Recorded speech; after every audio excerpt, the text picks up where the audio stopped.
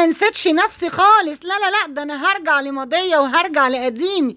ايوه هرجع ليلى بتاعت زمان، ايوه ليلى بتاعت زمان. حضرنا الصواني وحطينا البوتاجاز وفتحنا العيش وفتحنا بقى الخير كله لربنا وعبينا بقى، وتعالوا بينا نسمي الله ونصلي على الرسول ونشوف النهارده هنعمل ايه. معايا شويه فلفل وشويه توم كده حلوين، وبوتاجازي في ايدي وخلطتي معايا والدنيا زي الفل. الصينيه معايا، حضرت صينيه زي ما انتم شايفين، نزلت عليها بشويه زيت محترمين ينفعوا مطلع اغنيه يا بنت يا ليلى يا بنتي النجار.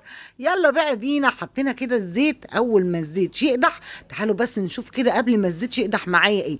معايا شويه كبده كده، اللهم بارك. مش هقول انا جبت قد ايه لان ده اطعام طعام.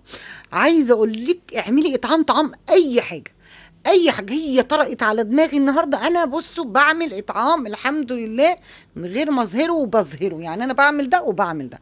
بس في الكومنتات ايه يا ليلى ارجعي لقديمك تاني، فين فيديوهات اطعام الطعام اللي كنت بتحفزينا بيها، فين فين فين. عايزه اقول لكم انا ههريكم من النهارده فيديوهات اطعام الطعام. تمام ليه؟ لان انا بحبها، وزي دايما ما قلت ان انا متربيه مع راجل ومع زوج ومع اب، الاتنين بيحبوا اطعام الطعام وانا طلعت زيهم. طيب معايا كده شويه فلفل حلوين رومي على شويه فلفل حامي. تعالوا بقى نقطع الفلفل الرومي كده، قطع قطع قطع، واحط بقى في قلب السرفيز.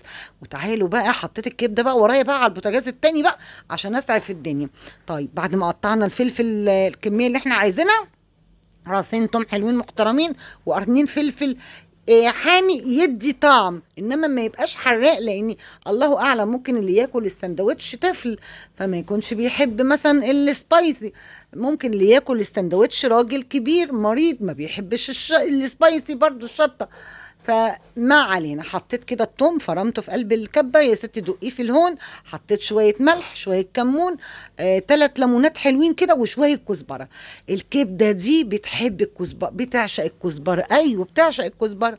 بعد الكبده بتاعتي ما الزيت قدح ونزلت بالكبده زي ما انتم شايفين كده، وخدت صدمه حلوه ولونها اتغير. تعالوا بقى ننزل بالخلطه بتاعتي دي اللي هي ليمون وتوم وفلفل وكمون وكزبره وملح، بس كده.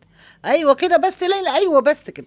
هنزل عليهم كمان بالفلفل اللي انا مقطعه، مش شرط خالص فلفل الوان، فلفل رومي بيبقى حلو قوي. اطعام الطعام من عايزه اقول لك بيفك كرب، بيفتح ابواب مقفله، بيزيح النقم.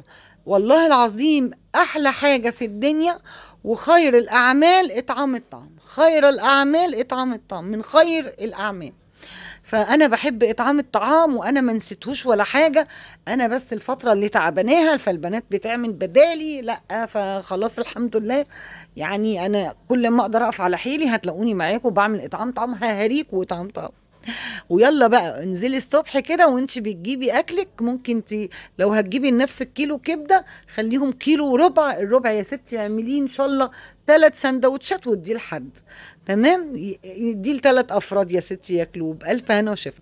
هقلب الكبده، الكبده بتاخدش على النار وقت طويل، هو الوقت اللي شفتيه في الفيديو ده بالظبط، الرغيتين اللي ليلى رغيتهم.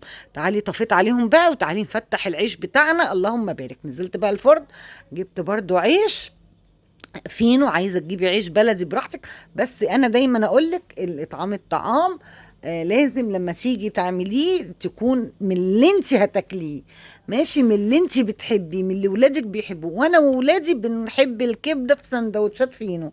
تمام، يبقى لازم عيش فينو طالما هوزع. يعني زي ما باكل زي ما بعمل لولادي. حتى لما باجي اعمل اطعام طعام والله العظيم بعمله برضو بسمنه بلدي. يعني زي ما بعمل اطعام الطعام الاكل في بيتي ولنفسي بعمله للاطعام.